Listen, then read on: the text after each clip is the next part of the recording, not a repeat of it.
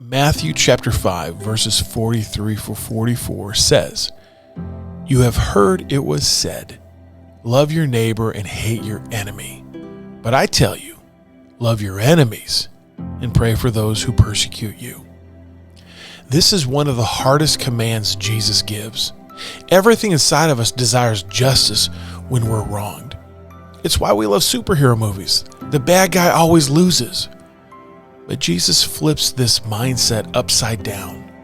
Instead of seeking vengeance, he calls us to love our neighbors and pray for those who persecute us. And why? Because that's exactly what he did for us. Before we knew him, before we repented, we were enemies of God. Yet even while we were still lost in sin, Christ died for us. His love was not earned, it was freely given. Now, loving our enemies isn't easy.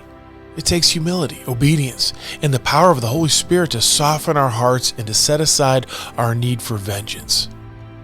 But sometimes, through this act of obedience, God works reconciling in ways that we never expected. Take my own experience. When I started boxing, there was this one guy who absolutely hated me.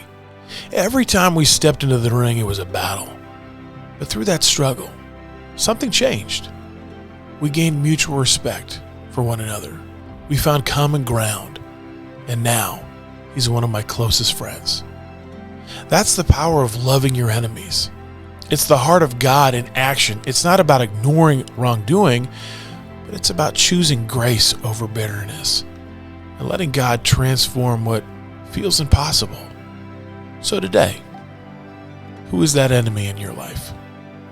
Who is the person God is calling you to love, even when they don't deserve it? Because in doing so, you reflect the very heart of Christ. All right, everybody, have an amazing day. God bless.